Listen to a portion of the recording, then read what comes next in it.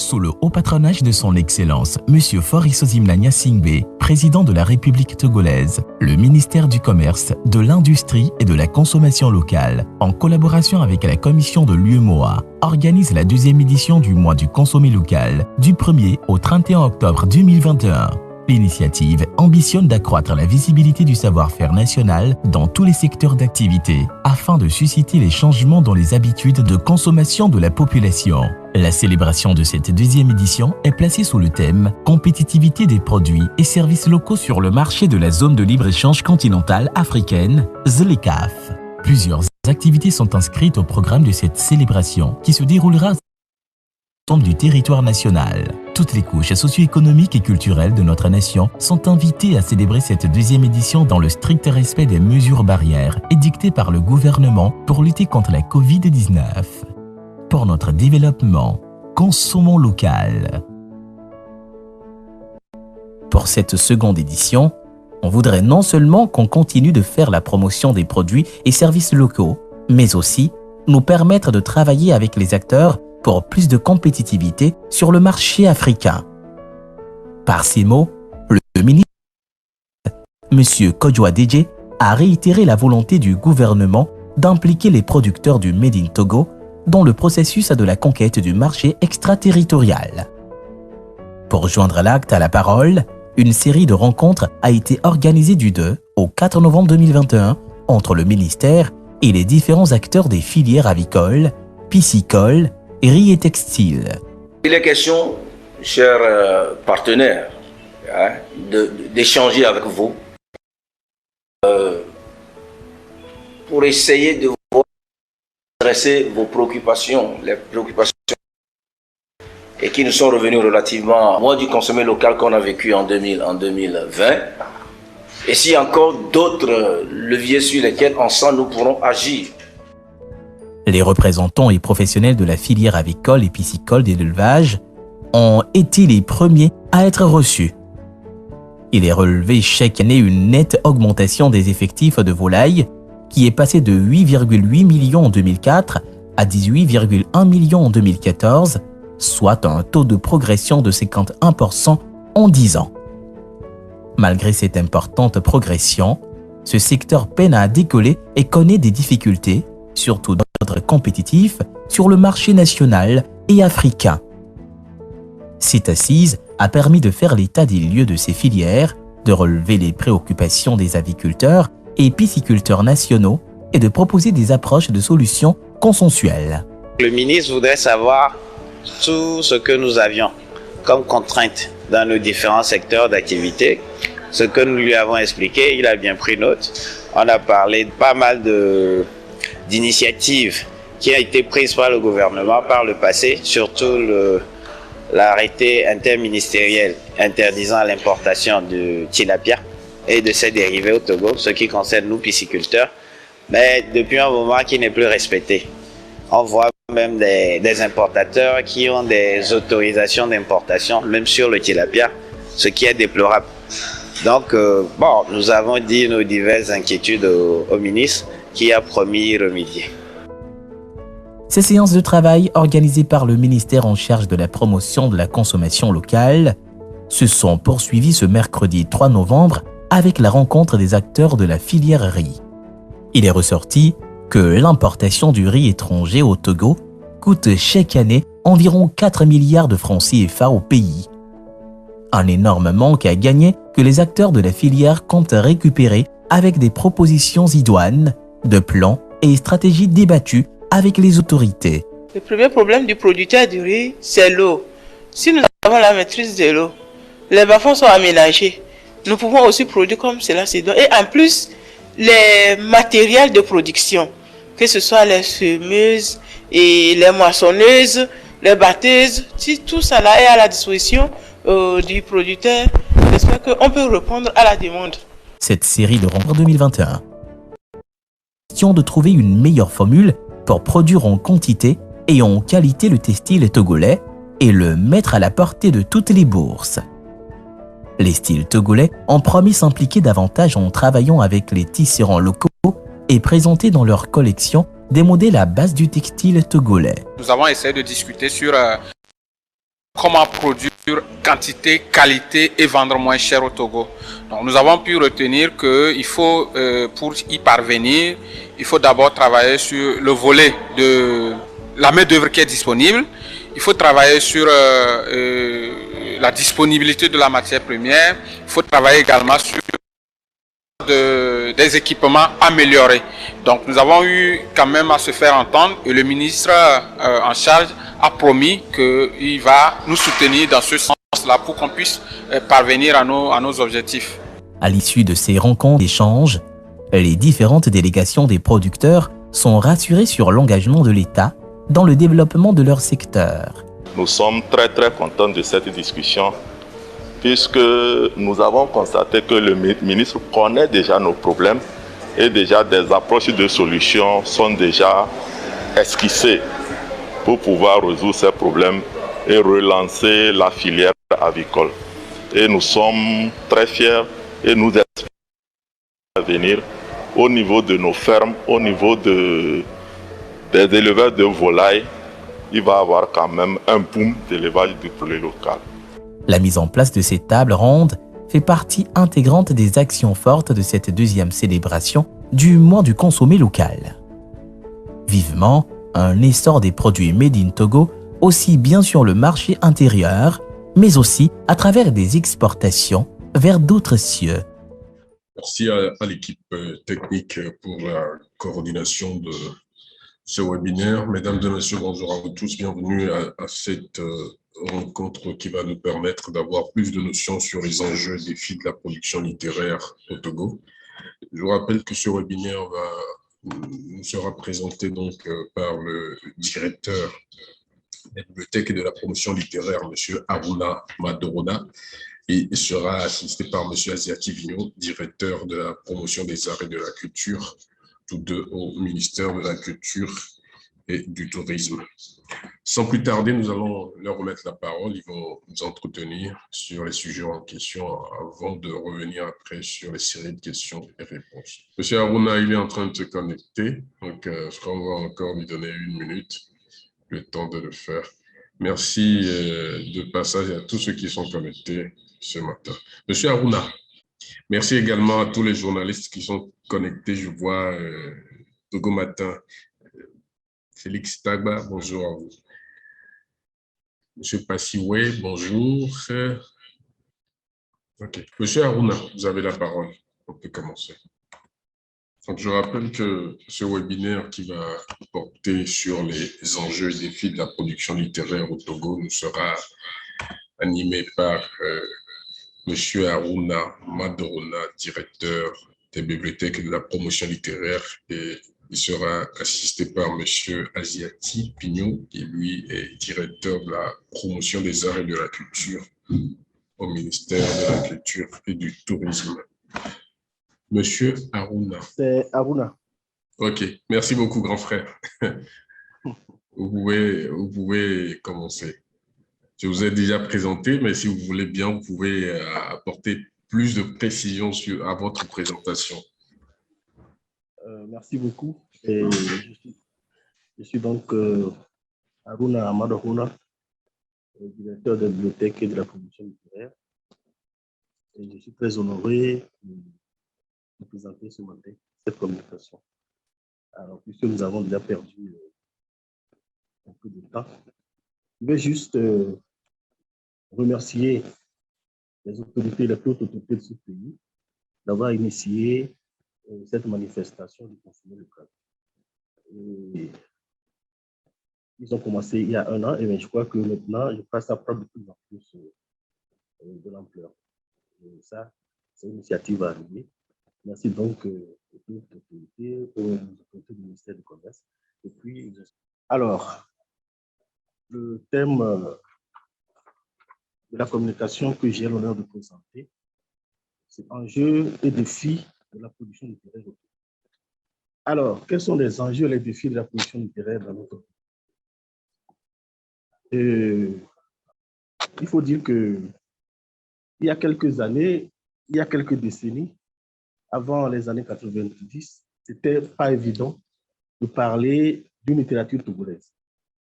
On parlait plutôt de la littérature africaine et la littérature togolaise se trouvait un petit coin, se trouvait une place dans cette grande littérature africaine dont tout le monde parlait.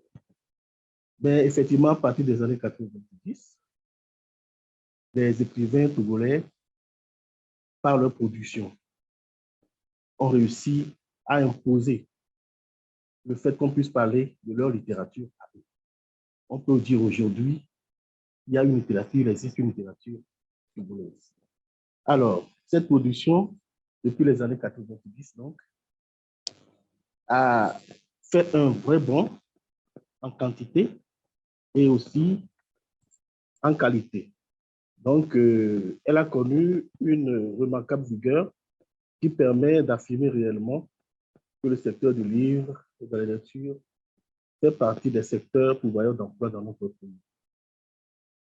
Surtout parmi ceux qui contribuent au développement socio-économique de ce pays.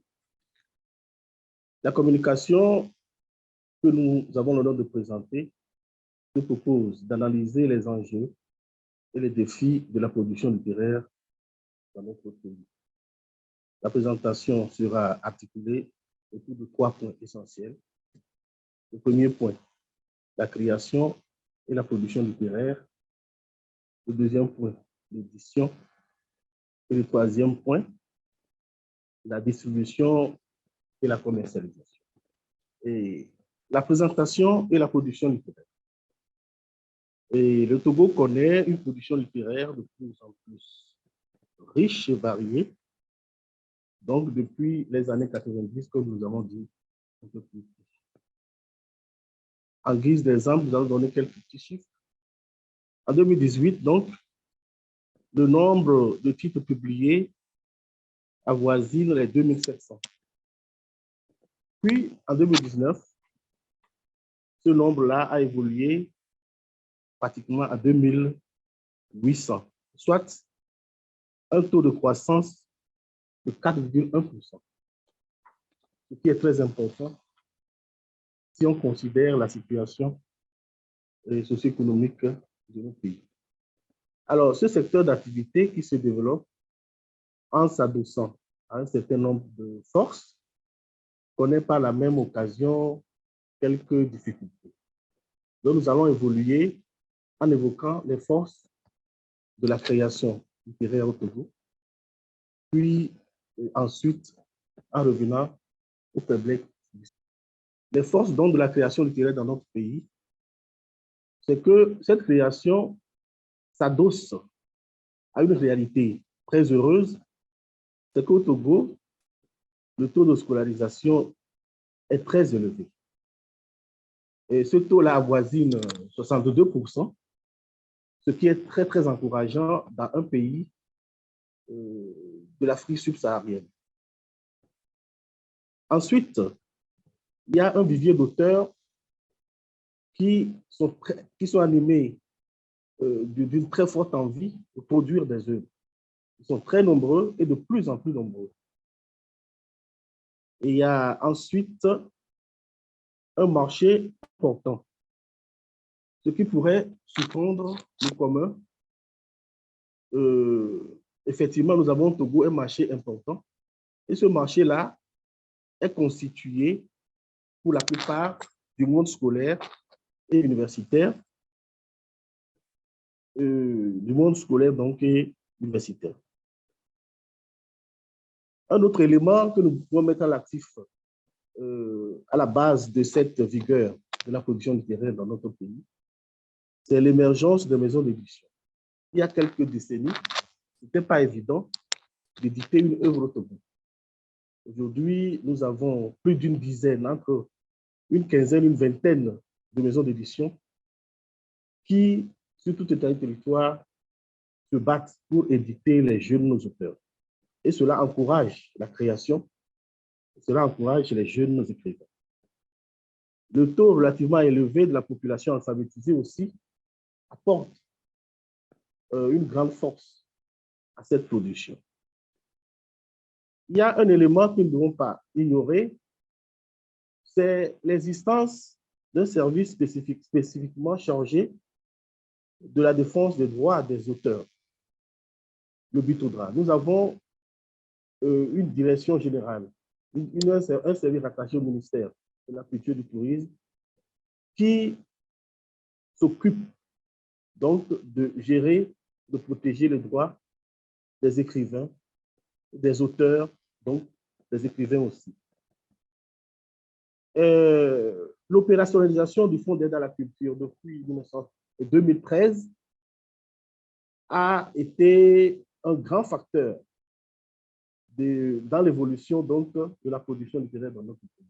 Effectivement, chaque année, depuis 2013, chaque année, l'État met à la disposition donc, du ministère de la Culture un fonds, et ce fonds, entre autres, aide le monde du livre et de la lecture à produire, et ça a encouragé la production à un très fort taux. Il y a aussi des projets, quelques projets organisés par le ministère chargé de la Culture qui ont boosté cette production-là, notamment l'organisation des Grands Prix de la littérature togolaise, dont la première édition a eu lieu en octobre 2020.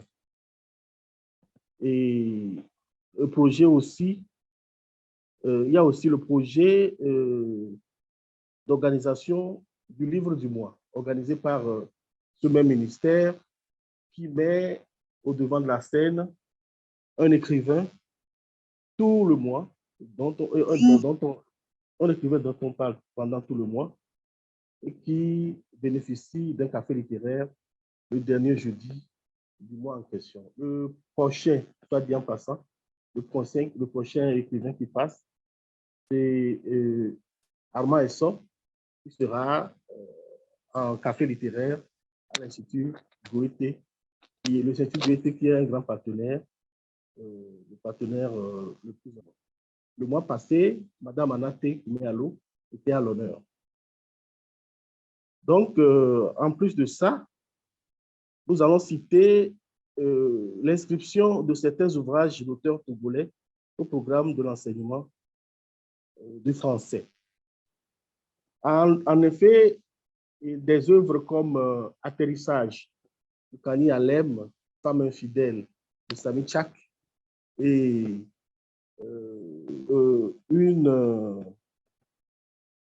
l'œuvre de Kofi Vi Assem, La Belle Ensorcelée, voilà, La Belle Ensorcelée de Kofi Vi Assem, ont donc été mises au programme de l'enseignement du français, ce qui encourage vivement la production, ce qui encourage vivement les auteurs qui se disent, ah, eux aussi, ils peuvent se voir étudiés par les élèves, et ça fait partie donc des faiblesses, et non, des forces donc du secteur.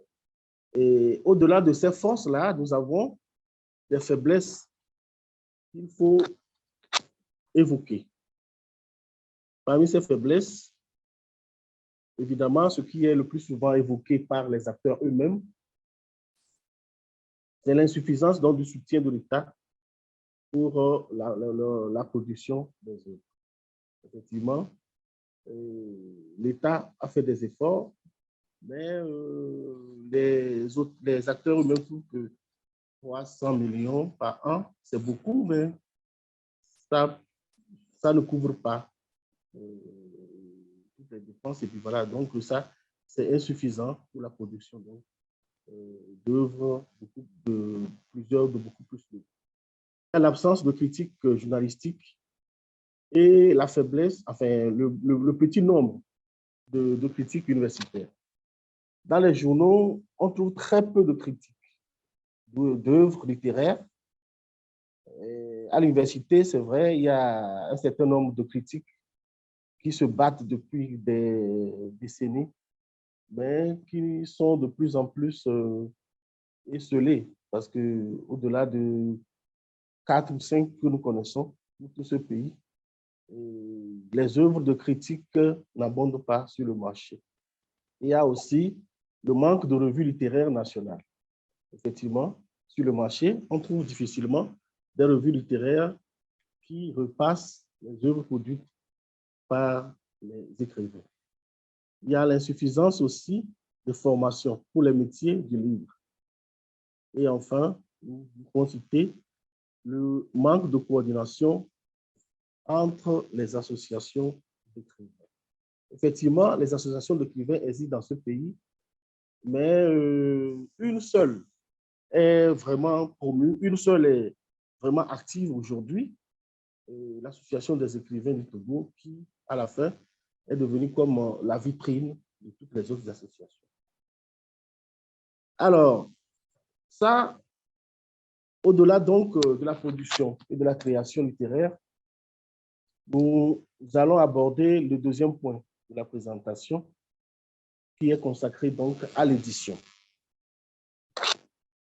Le paysage de l'édition au Togo est occupé par une quinzaine de maisons d'édition, privées pour la plupart, sinon toutes. Elles sont toutes donc basées dans la capitale. Elles publient tous les genres littéraires et leurs publications sont très souvent à compte d'auteur. Un bref aperçu du secteur de l'édition fait apparaître une série de dysfonctionnements liés à l'absence d'une réglementation en la matière. Cette situation laisse apparaître des incohérences dans les actions et des interférences de rôle des différents acteurs impliqués dans l'industrie du livre. Si nous voulons évoquer donc les forces au niveau de l'édition, nous allons parler de la disponibilité des compétences techniques. Effectivement, il y a un certain nombre de compétences avérées sur le terrain dans le domaine de l'édition, même si ces compétences-là ne sont pas très nombreuses. Existence donc de maisons d'édition sur le plan national. Existence d'un vivier d'écrivains, ce qu'on avait dit plus tôt, parce qu'effectivement, s'il n'y a pas de production littéraire, je ne vois pas comment il pourrait y avoir des maisons d'édition.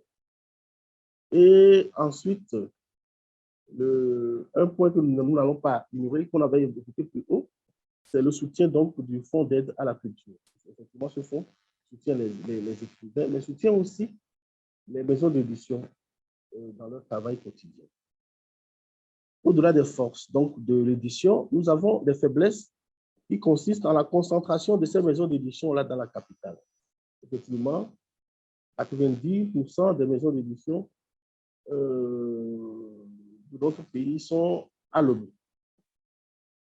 Absence de réglementation du secteur, le coût relativement élevé de la production locale, effectivement, les intrants coûtant cher, la production locale devient très coûteuse. La non-ratification de l'accord de Florence et son protocole additionnel de Nairobi, l'absence d'établissement de formation initiale au métier de l'édition, l'absence de structure de formation de professionnels de l'édition au Togo et l'absence de distributeurs agréés, le manque de financement conséquent de l'industrie du livre et l'insuffisance des actions, des activités de promotion du livre dans notre pays. En fait, les activités de promotion du livre, il en existe quelques-unes. Effectivement, nous allons parler dans ce sens-là de la foire internationale du livre de Lomé, dont la prochaine édition commence toute la semaine qui vient. Cette activité animée par des passionnés de la littérature, Steve Boudjouna en l'occurrence, se retrouve presque seul sur le terrain pour faire la promotion de la lecture et des livres dans le pays. Le troisième point, nous le consacrons donc à la distribution et à la commercialisation. En l'absence de distributeurs et diffuseurs, ce sont les libraires qui assurent la fonction de distribution au Togo. Cependant, il faut noter qu'une maison d'édition et la Société d'édition du Togo Edit Togo dispose en son sein d'un service chargé de la distribution. En réalité, la distribution du livre devrait être confiée à une structure habituée à mettre à la disposition des libraires et autres commerces des livres provenant des maisons d'édition. Le distributeur assume les tâches logistiques liées à la circulation physique du livre, donc le stockage, le transport, etc., et à la gestion du flux financier qui en sont la contrepartie. Des flux financiers donc qui en sont la contrepartie, notamment le traitement des commandes et des retours, la facturation et le recouvrement. Le distributeur travaille généralement en collaboration avec un diffuseur qui assure les activités commerciales et le marketing, donc présentation de nouveautés, prise des commandes, etc. Donc, mais dans notre pays, comme on l'a dit malheureusement, nous n'avons pas de distributeurs dans un grand nombre de maisons d'édition. La plupart n'en ont pas. Et la seule société, c'est la société d'État qui a en son sein, dit Togo, donc qui a en son sein un service chargé de la distribution. Donc, effectivement, cela dit, les libraires ont le monopole du marché, étant donné que ce marché-là, ce grand marché, et les distributeurs sont donc inexistants sur ce marché. Les libraires se sont accaparés de ce marché et ils devraient en profiter pour faire évoluer leur chiffre d'affaires. Les faiblesses dans ce domaine, c'est l'absence de distributeurs donc, dans la plupart des maisons d'édition, la quasi-inexistence d'un circuit. Alors, en guise de conclusion, nous dirons que le secteur du livre et de la lecture au Togo a fait un grand bond en avant au cours de ces dernières années, que ce soit au niveau de la production de l'édition ou de la distribution. Des progrès conséquents ont été remarqués. Cependant, un certain nombre de défis restent à relever, dont la ratification et la mise en œuvre effective de l'accord de Florence et son protocole de Nairobi, la stimulation à la création littéraire et l'institution de prix littéraires dotés de sommes conséquentes, l'investissement dans la formation de tous les acteurs du livre, la création des réseaux de diffusion et des centrales d'achat, la libre circulation inter-État des livres, l'organisation des salons, foires et semaines du livre au Togo. Telles sont des pistes sur lesquelles les différents partenaires de la chaîne du livre pourraient s'engager en vue du développement effectif du secteur. Je vous remercie pour votre aimable attention, mesdames et messieurs. Merci beaucoup, monsieur le directeur, toutes ces informations que vous venez de faire entendre. Aujourd'hui, on ne peut pas parler d'enjeux et défis de la production littéraire au Togo sans vous. Nous le reconnaissons à juste titre. Et nous allons inviter maintenant les participants à poser des questions par rapport à tout ce que vous venez de nous dire. La parole est à votre disposition. Ceux qui veulent poser des questions, vous pouvez juste lever la main et puis l'équipe technique va vous aider à activer votre micro. La question que moi je voudrais poser, c'est par rapport à Félix Tagba. Monsieur Félix Tagba, vous avez la parole. OK. Bonjour à tous. Merci pour l'initiative et je remercie le présentateur, le communicateur de la première, du premier exposé. Alors, je m'en vais tout à l'heure poser une question sur même l'avenir de l'écrivain togolais. Parce que on se demande si les écrivains togolais s'en sortent bien? Est-ce que le livre nourrit son homme au Togo, par exemple? Et la deuxième question, c'est quel est vraiment le développement, enfin, quel est le rôle de l'écrivain togolais pour le développement de notre pays? Voilà les deux questions que je voudrais poser. Merci. D'autres questions? Merci beaucoup, M. Tagba. Nous allons inviter M. Haroun à répondre en même temps, le temps de préparer les autres participants. Merci beaucoup. Monsieur Félix, la première question de Monsieur Félix concerne donc l'avenir de l'écrivain togolais. Est-ce que l'écrivain togolais peut vivre de son... vraiment, c'est une question, question rouge parce que, en fait, effectivement, j'avais dit dans la présentation que les écrivains, la plupart des productions au Togo ici, la plupart des publications se font, des éditions donc se font à compte d'auteurs. C'est-à-dire que les écrivains eux-mêmes financent, dans la plupart des cas, eux-mêmes financent la sortie de leurs œuvres. Et les publications, je vous assure, les maisons d'édition ne me diront pas le contraire. La plupart des maisons d'édition ne sortent pas plus de 1000 exemplaires. 1000 exemplaires pour la sortie, pour une œuvre. Alors, si nous faisons un petit calcul, 1000 exemplaires et le pourcentage que prend l'écrivain sur le prix de vente, supposons que l'œuvre est vendue à 3000 francs, l'écrivain perçoit 10%. Et ça, c'est une réalité. L'écrivain perçoit à peu près 10%, un peu plus, un peu moins, de ces 3000 francs.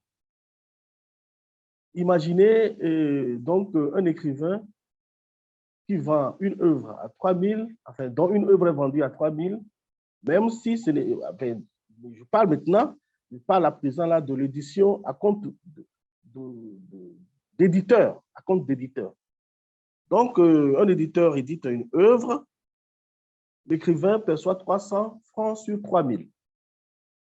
Imaginez, vous imaginez rapidement la réponse que je donne à cette question. C'est très, très compliqué, c'est très difficile. Et ça, c'est dans le compte de la sortie de livre à compte d'éditeur. Maintenant, quand on vient à la sortie, à l'édition, à compte d'auteur, c'est-à-dire que c'est vous-même qui préfinancez la sortie de votre livre et c'est vous-même qui vous chargez de la distribution, de la vente, etc. Je vous assure que ce n'est pas évident. Aujourd'hui, ce n'est pas évident, mais avec la multiplication des maisons d'édition, avec les possibilités qui sont données aux jeunes écrivains de sortir des œuvres, avec le souhait que nous avons de faire la promotion des œuvres auprès des populations pour que les élèves, les étudiants commencent de plus en plus, enfin continuent de plus en plus par acheter les œuvres. Si cela se fait, un jour, nous en arriverons à voir des gens qui diront qu'ils sont écrivains et qui en vivent. Mais de nos jours, je crois que c'est compliqué. Et ceux qui peuvent vivre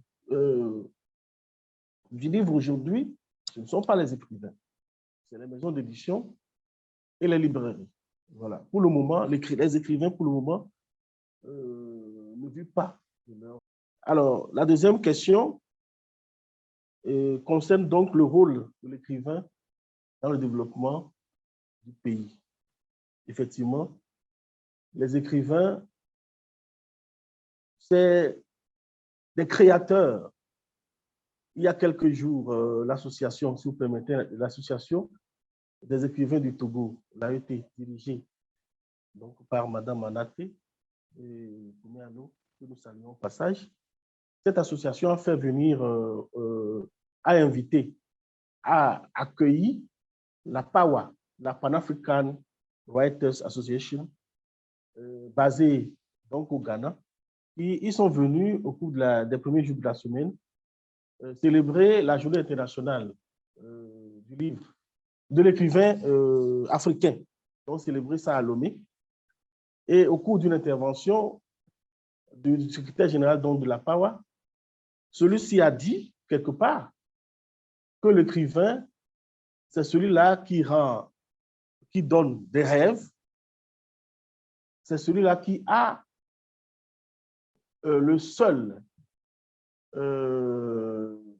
c'est la seule personne qui a, c'est un créateur, donc qui a le pouvoir que Dieu lui-même a, le pouvoir de création. Et en tant que tel, celui-là rend possible des impossibles. Je crois que l'écrivain donne des rêves. L'écrivain peut contribuer donc à créer une nation, à créer des citoyens dignes de ce nom, des citoyens respectables et respectueux des institutions de leur République. Et ça, les écrivains sont capables de le faire. Et les écrivains sont capables donc du meilleur autant que du pire. Parce qu'on ne peut pas demander forcément à un écrivain d'écrire dans tel ou tel autre sens.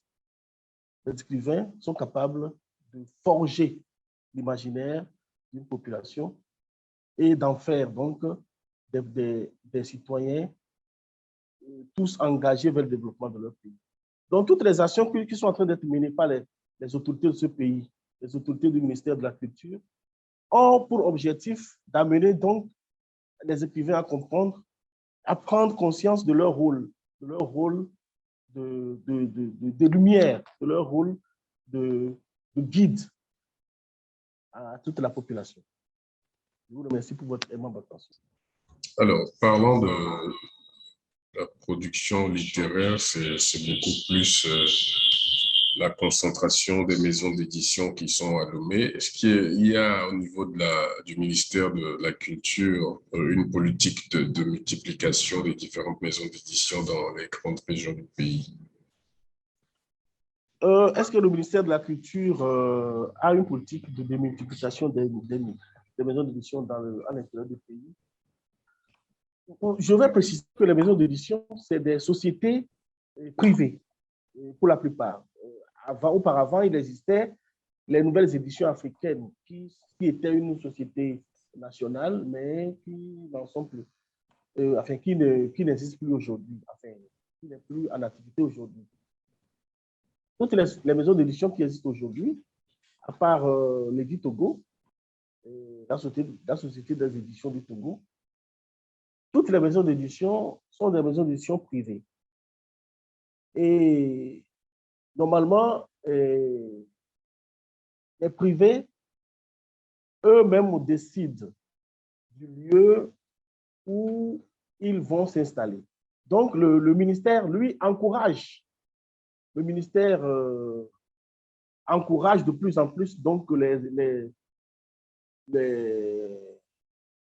les hommes d'affaires togolais à s'engager donc dans l'édition. Effectivement, il y a un projet de formation mis en œuvre par le ministère de la Culture et dont la deuxième édition aura lieu, si Dieu le veut, dans quelques semaines, qui forme des acteurs de la chaîne du livre sur tout le territoire, afin de leur donner envie de créer, par exemple, une maison d'édition là où ils sont, afin de leur donner envie de s'installer en tant qu'écrivain, en tant que libraire, là où ils sont, que ce soit à Dapan, que ce soit à Sokodé, à Kara, à Takpamou, ou ailleurs dans le pays, ou même à Lomé. Voilà. Donc, le ministère, effectivement, encourage la mise en place donc, de ces maisons d'édition-là à l'intérieur du pays. Et le ministère ne peut donc que encourager les hommes d'affaires à financer les maisons d'édition à l'intérieur. Nous avons remarqué depuis un certain temps que vous faites, vous amenez les populations à pouvoir s'intéresser aux œuvres togolaises. Surtout, chaque fin du mois, vous lancez une œuvre que les gens doivent lire et autres. C'est à féliciter. Est-ce que vous pensez faire plus Entre-temps, pour le cinéma, il y a eu le cinéma numérique ambulant. Qu'en est-il aujourd'hui de la lecture? Mais effectivement, je voudrais d'abord remercier encore une fois Monsieur le ministre de la Culture pour son dynamisme dans la conduite notamment de son ministère notamment et puis qui a beaucoup insufflé ce dynamisme à la direction chargée donc de la littérature, de la promotion du littérature. Effectivement, le livre du mois permet aux Togolais de connaître chaque mois un écrivain, une œuvre d'un écrivain du Togo. Et le ministère a d'autres projets. Nous avons un certain nombre de projets que nous avons l'intention de rendre publics dans les semaines qui viennent pour booster encore plus les relations entre les consommateurs de la littérature togolaise et les écrivains. Effectivement, nous ne pouvons pas en parler ici, mais nous avons un certain nombre de projets de ce genre. D'autres questions? Monsieur Amenke. Merci, monsieur le modérateur. Je voudrais encore une fois féliciter le présentateur pour la pertinence et la clarté dans son propos. Je voudrais juste faire quelques commentaires et une ou deux questions. Alors, pour les initiés de la chose, on sait que lire une œuvre relève de la passion. On y cherche une histoire, un rêve ou quelque chose que l'auteur a et qu'on veut aussi découvrir. Le constat aussi, c'est que parfois, surtout pour les jeunes, ça devient une obligation parce que c'est un passage forcé. Il faut le faire pour. Alors, du coup, je m'interroge, comment pensez-vous qu'on peut redonner envie aux lecteurs, aux jeunes aujourd'hui, à s'intéresser de façon générale aux œuvres produites et plus particulièrement par les auteurs nationaux? Second élément, on sait à quel point le numérique contribue de façon importante à la croissance de beaucoup de secteurs. Du coup, il me vient à l'esprit de vérifier comment le numérique, justement, pourrait-il se mettre au service de la production littéraire dans notre pays. Vous avez parlé aussi dans les recommandations de centrales d'achat. Je ne sais pas s'il y a eu des problèmes identifiés pour que l'on en arrive à cette proposition. Peut-être que vous pourrez nous clarifier un peu la logique derrière la centrale d'achat pour que dans la stratégie globale et nationale de promotion de la consommation locale, l'on prenne vraiment en compte ces différents aspects que vous avez évoqués. Merci. Merci, merci beaucoup. Alors,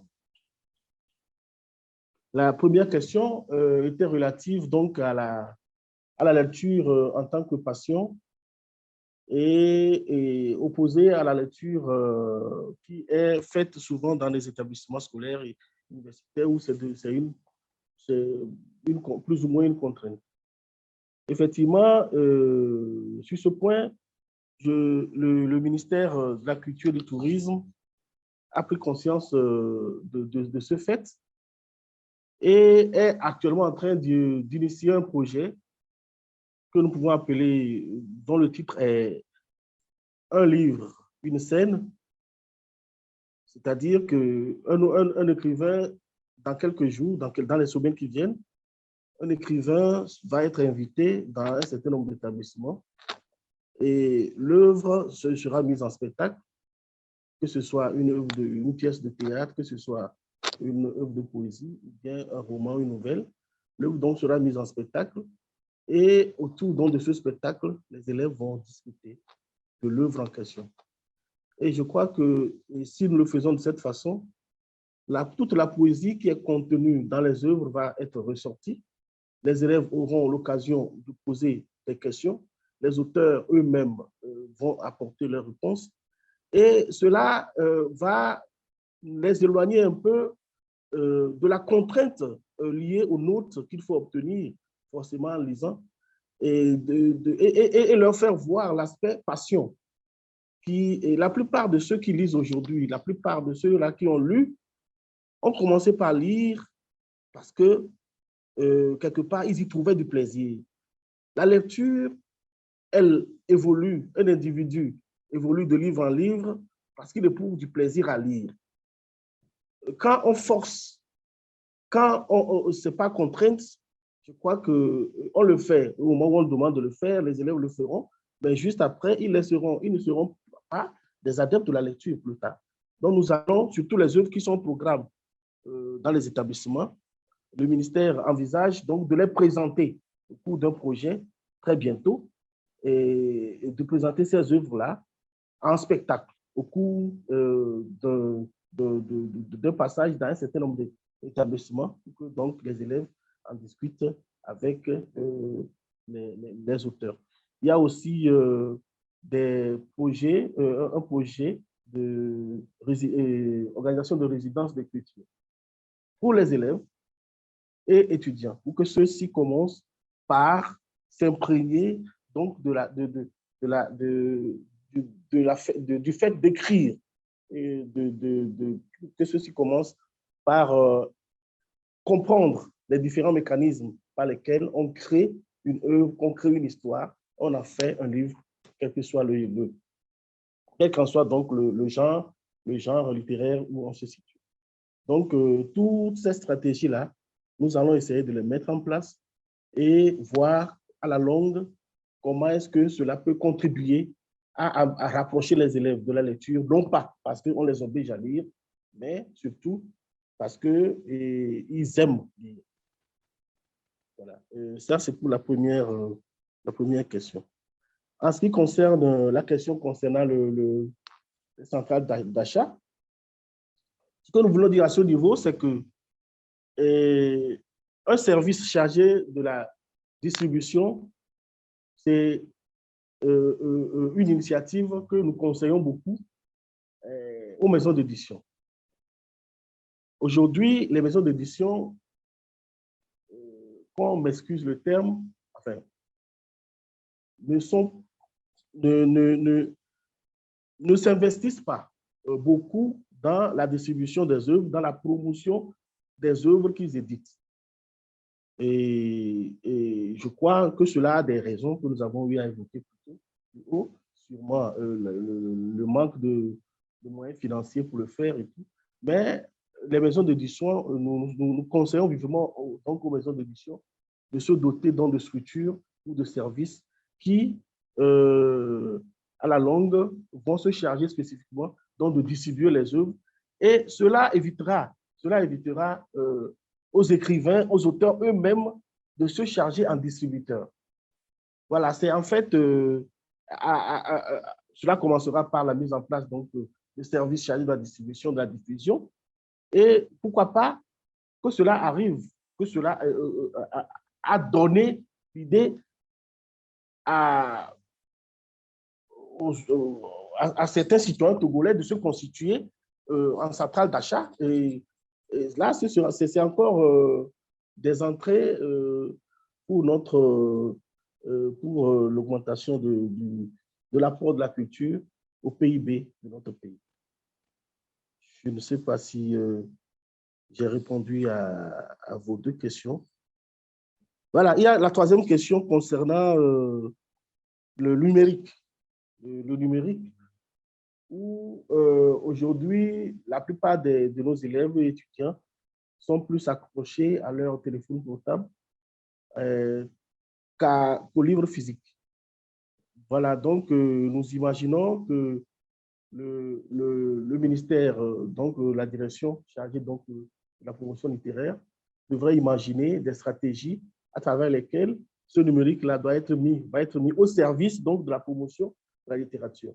Effectivement, il y a des applications que les jeunes aujourd'hui découvrent et des applications par lesquelles ces jeunes-là arrivent à accéder à certains romans qui sont publiés en ligne et à les lire. Donc, j'imagine que dans un avenir très proche, nous allons proposer donc des stratégies pour encourager les élèves, pour encourager les étudiants à, tout en se servant de leur Android et autres, de leur appareil, à aller aussi à la lecture à travers le numérique. Merci beaucoup, M. Harouna. Merci à M. Amenki pour sa question. Je reviens vers vous, M. Harouna, pour savoir si aujourd'hui nous avons une base de données des écrivains togolais et comment faire pour y accéder. Parce qu'aujourd'hui, si on va sur Google et on tape liste de tous les écrivains du Togo, est-ce que c'est possible de l'avoir? Deuxième question, les librairies par terre attirées du monde entre-temps, mais aujourd'hui tendent à disparaître carrément. Que préconisez-vous dans ce cas?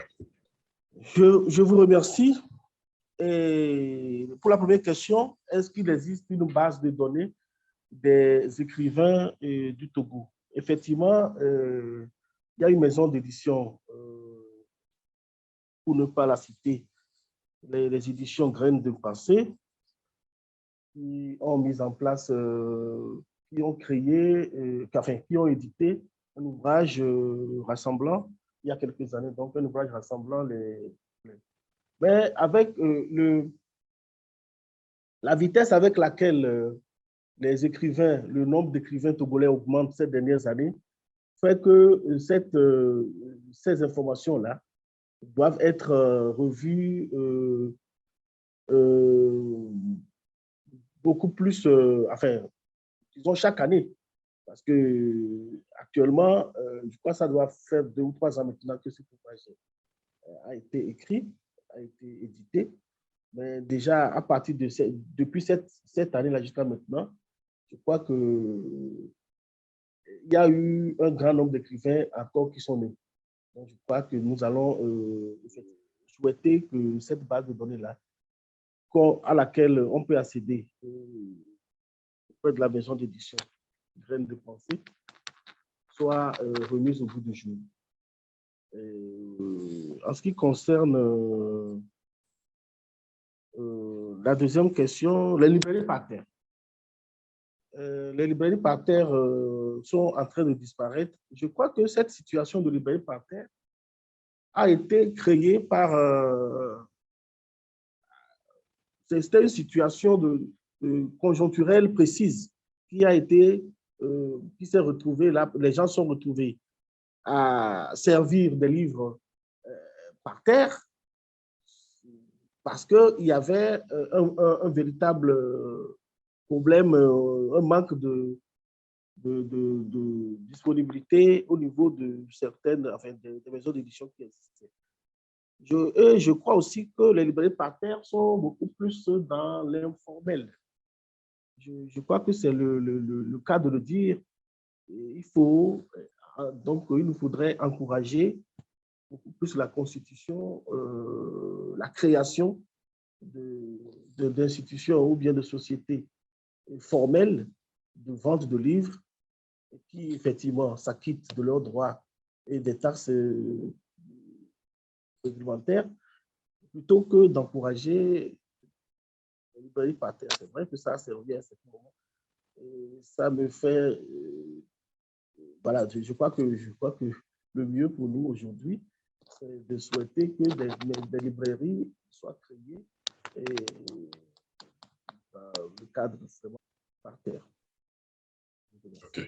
Nous avons une question sur l'organisation de la foire du livre. Il paraît que c'est suffisant, qu'il faut le faire régulièrement afin peut-être instaurer d'autres foires chaque trimestre ou semestre et de faire dans des écoles dans toutes les régions du pays. Qu'en pensez-vous? Ah ben, je trouve que c'est une très, très bonne proposition. Effectivement, la Foire internationale du livre de Lomé est l'initiative comme je le disais, d'un amoureux de la littérature togolaise. Voilà, donc c'est un privé. Effectivement, le ministère lui-même le ministère est en train de penser à mettre en place un salon international du livre qui bientôt sera... je parlais d'un certain nombre de projets que je ne voulais pas... voilà, dont je ne voulais pas être débuté maintenant, mais bon, maintenant les questions sont précises, il faut y aller, qui va sillonner donc tout le pays et qui va donc mettre à contribution des directions régionales de l'éducation sur toute le territoire national, qui va animer vraiment des ateliers autour du livre de l'édition, autour de la production littéraire, pour encourager les enfants, pour encourager nos élèves à s'adonner à l'écriture et à la lecture. Effectivement, nous devons savoir que le livre, c'est tout, parce qu'on ne peut accéder à rien si on ne passe pas par le livre. Aucune connaissance n'est possible si on ne passe pas par le livre. Merci beaucoup. Est-ce que les participants ont d'autres questions à poser à M. Harouna? M. Harouna, qui, je le rappelle, est directeur des bibliothèques et de la promotion littéraire au ministère de la Culture et du Tourisme. Et depuis 10 heures, il nous entretient sur les enjeux et défis de la production littéraire au Togo. Est-ce qu'il y a d'autres questions que vous souhaiteriez poser à M. Harouna pour avoir des éclaircissements? Voilà, la dernière question que moi je voudrais vous poser, c'est relative au coût des livres. Avec les livres sont chers pour le citoyen togolais. Est-ce qu'il y a des mesures d'accompagnement au niveau du gouvernement pour appuyer les écrivains, les éditeurs et autres, afin de pouvoir garantir à tous les consommateurs de livres des livres à moins de coût? Effectivement, les livres coûtent cher au Togo. Le livre coûte cher par rapport à vrai dire, par rapport aux pays voisins. Le livre coûte cher ici. Et cela est dû notamment, comme je l'avais dit entre-temps, à la cherté des intrants. Et aujourd'hui, la plupart des écrivains, des éditeurs ici au Togo vont imprimer leurs œuvres ailleurs, dans d'autres pays, notamment en Afrique du Nord. Et vont revenir les vendre au Togo ici. Il y a un manque à gagner vraiment énorme qui échappe donc, enfin, c'est tout à fait légal, hein, mais un manque à gagner pour le fils de notre pays. Et effectivement, l'accord de Florence, cela repose sur le tapis, le problème de la non-ratification de l'accord de Florence et la non-mise en œuvre de l'accord de Florence et du protocole de Nairobi. Effectivement, cet accord-là devait permettre à ce qu'un certain nombre de facilités soient accordées aux intrants qui sont en lien avec l'édition, qui sont en lien avec le livre, et qui sont en lien avec la littérature et les sciences. Je crois que c'est le plaidoyer va continuer par être fait pour que les autorités, nos plus hautes autorités, acceptent de mettre en œuvre donc, cet accord de Florence et ce que la campagne. Vous avez entre-temps parlé du... Bon, vous pouvez continuer. Oui, je disais tout simplement que cela va vraiment rendre accessible le livre à toute la population. Nous parlons du consommer local. Les Togolais commencent de plus en plus au niveau de la littérature, au niveau des livres, les Togolais commencent de plus en plus par aimer leurs auteurs, par aimer leurs écrivains. Donc, il faudrait que, je crois que de ce côté-là, c'est aussi, la balle est aussi dans le frein de l'État pour que cela puisse se faire pour accompagner tous les efforts que les acteurs de livres sont en train de faire. Moi, je reviens sur la question du Bureau togolais des droits d'auteur. Oui. On voudrait avoir plus de précision, plus d'éclaircissement là-dessus. C'est quoi le Butodra? Comment ça fonctionne et sur quelle base les paiements sont faits aux auteurs? Effectivement, le Butodra, c'est le Bureau togolais du droit d'auteur. C'est un service rattaché au ministère de la Culture et du Tourisme. Et c'est le service qui s'occupe spécifiquement de la défense, de la protection du droit des créateurs des œuvres de l'esprit et notamment des littéraires et des œuvres artistiques. Effectivement, les écrivains les auteurs, compositeurs, et les artistes en général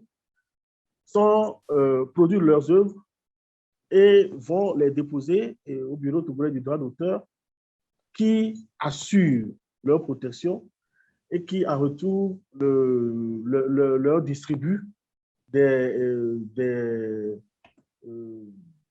retours à des moments précis. Alors, effectivement, je connais un écrivain qui a témoigné avoir pu étudier et éditer un ouvrage bien, enfin, en se basant énormément sur les conseils du service juridique, donc du Bureau togolais du droit d'auteur. C'est-à-dire que même pour aller négocier un contrat avec une maison d'édition, le Bureau togolais du droit d'auteur se met à disposition de l'écrivain ou de l'artiste en question. Ils ont un service juridique très performant qui donne des conseils précis pour que les créateurs des œuvres de l'esprit ne soient pas, entre guillemets, grugés par par les maisons de production en ce qui concerne les artistes, la chanson et autres, et les autres artistes, ou bien par les maisons d'édition en ce qui concerne notamment les... Alors, je ne sais pas s'il y a un aspect de la question qui reste, qui n'est pas éclairci, mais c'est les éléments qu'il peut apporter. On va plus s'orienter maintenant vers la communication sur le but au droit, les relations entre les différents acteurs, les consommateurs et le but au droit, comment ça fonctionne, parce que des fois, on assiste à des mésententes sur le terrain. Ah oui, je vois, je comprends. Il faut toucher aussi cet aspect parce que le but au droit ne communique pas. Oui, effectivement. Oui, mais les mésententes sur le terrain, je voudrais donner un petit exemple de mésentente. Une fois, j'avais l'honneur de représenter le ministère à un séminaire et dès que les gens ont su que je représentais le ministère, des questions fusaient pour attaquer le but au droit. Les gens me demandaient, mais comment est-ce que moi je peux acheter mon CD avec mon argent? Et puis on me demande après, parce que j'ai joué le CD dans un bar, on me demande après de payer encore une redevance. Voilà, et ça, c'est des questions que la plupart, fait beaucoup de consommateurs, ils posent parce qu'ils ne maîtrisent pas le fait que le salaire du créateur, c'est ses redevances. Le créateur, celui qui a créé son œuvre, son salaire, ce qui lui revient, c'est de ça qu'il doit vivre. Donc, le fait d'avoir acheté l'œuvre ne fait pas de vous, ne vous donne pas la possibilité, enfin, l'autorisation d'aller l'exploiter pour gagner de l'argent, c'est-à-dire à titre donc commercial, sans reverser une redevance à celui qui a créé l'œuvre. Donc, les bars, les boîtes de nuit, les radios, les télévisions, les hôtels, toutes les structures qui mettent en œuvre et qui vendent, donc qui utilisent les œuvres de l'esprit, à titre commercial, sont obligés de reverser une redevance à celui-là qui a créé cette œuvre de l'esprit. Parce que cette redevance-là est reversée. Donc, tous les créateurs ont confié leurs droits donc, au but au droit au Togo ici, et le but au droit gère donc ces droits-là maintenant, après, et fait une redistribution aux ayants droit. Et au nom donc de ce qu'on appelle les accords de représentation réciproque. Donc, le Togo gère donc les droits des étrangers aussi, qui sont ici, pour reverser les droits des auteurs en question dans les différents pays. Effectivement, c'est l'énorme tâche, la grande tâche qui revient donc à ce bureau-là, qui est attaqué de toutes parts parce que les gens ne connaissent pas effectivement, ils ne connaissent pas le travail qu'ils sont en train de faire. Et comme vous le dites, je crois que il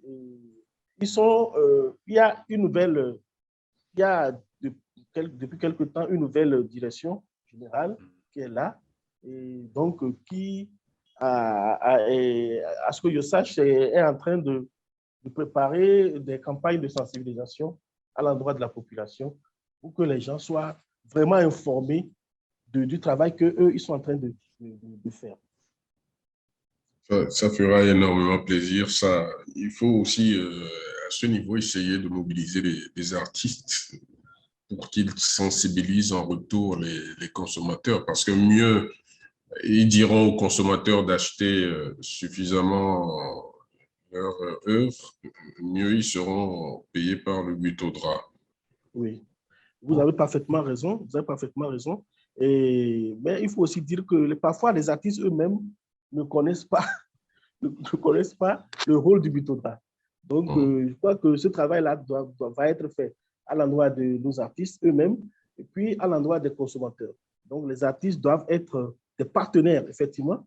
Ils doivent devenir de plus en plus de grands partenaires donc de cette structure-là pour essayer de convaincre la population de consommer les œuvres, mais de ne pas oublier que quand on consomme une œuvre à titre commercial, il faut reverser une partie, une infime partie, juste pour que l'artiste qui a créé l'œuvre en question puisse en vivre.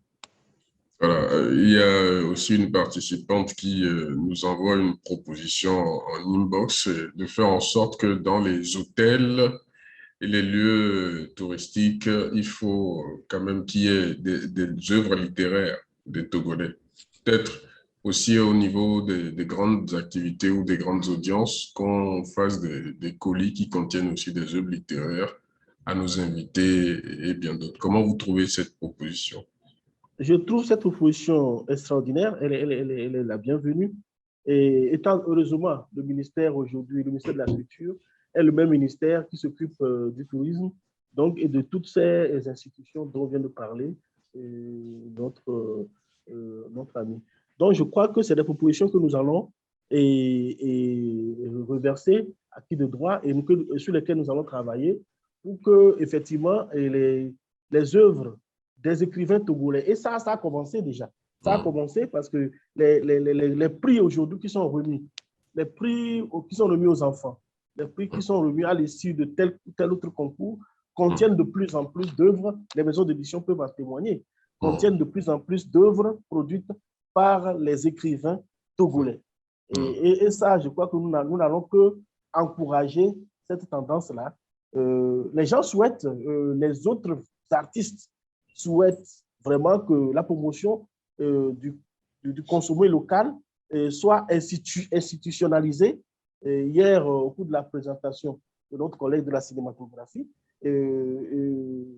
l'expert a dit que dans certains pays, on a institutionnalisé même l'utilisation des films, la diffusion des films nationaux. Et au niveau de notre pays aussi, dans tous les secteurs, cela peut être fait aussi. Mais en ce qui concerne le livre, le ministère et les autres acteurs n'ont pas attendu que cela soit institutionnalisé pour qu'ils commencent par en faire leur centre d'intérêt. Donc, les livres togolais sont aujourd'hui mis en valeur, les livres togolais, et sont aujourd'hui proposés comme des prix, et les enfants en sont très heureux, parce que la qualité est là. Il ne s'agit pas seulement d'une évolution en quantité, nous l'avons dit, mais la qualité est là. Parce que dans le monde entier, on reconnaît aujourd'hui la qualité d'auteurs togolais. Sami Tchak, Kani Alem, Kossi Fui, et j'en passe. Ils sont très, très nombreux. Et ceux qui sont sur le territoire national aussi sont très lus, très bien lus à l'extérieur. Merci beaucoup, M. Harouna, pour toutes ces précisions que vous venez d'apporter. Il nous reste 3 minutes pour terminer ce webinaire. Nous savons que, parlant d'engagement, c'est aussi des difficultés que vous essuyez au quotidien. On veut mieux connaître les difficultés que connaît votre secteur. Merci beaucoup. Je voudrais remercier tous ceux qui ont suivi cette présentation. Je remercie encore une fois les autorités qui l'ont rendu possible. Et la plus grande partie des difficultés au niveau du secteur du livre, c'est effectivement le nerf de la guerre. Mais je crois que petit à petit, cette difficulté est en train d'être résorbée. Et comme je le disais, le protocole, l'accord de Florence, le protocole de Nairobi, c'est le point sur lequel je crois que tous les acteurs de la chaîne du livre, tous les maillons de la chaîne du livre se mettent aujourd'hui d'accord pour dire que si ces dispositions-là sont mises en œuvre dans notre pays, ben, on entendant parler de la littérature togolaise en bien, et puis les gens remettront la littérature togolaise à la place qui devrait être la sienne dans le concert Don des Nations. Je vous remercie et merci encore une fois. Merci beaucoup, M. Harouna. Cette communication se referme ainsi. Merci à tous les participants qui l'ont suivi. Je rappelle que M. Harouna Madona est directeur des bibliothèques et de la promotion littéraire au ministère de la Culture et du Tourisme. Merci également à tous les différents acteurs qui, depuis le lancement du mois de consommé local, nous ont entretenus sur des différents sujets relatifs notamment, entre autres, à la qualité et également aux différents enjeux et défis de la production cinématographique, littéraire, touristique, etc. Nous allons nous retrouver à partir de 14h pour parler de éthique et normes de transformation et hygiène des produits locaux. Et le lien Zoom est en train d'être colporté dans les différents groupes sur WhatsApp et sur les différents réseaux sociaux. Vous pourrez retrouver également les éléments sonores de tous les webinaires sur nos pages Facebook, Twitter, Instagram et LinkedIn, Conso Local TG ou Commerce Gouv TG. Merci à vous tous. Excellente fin de semaine. Bye bye.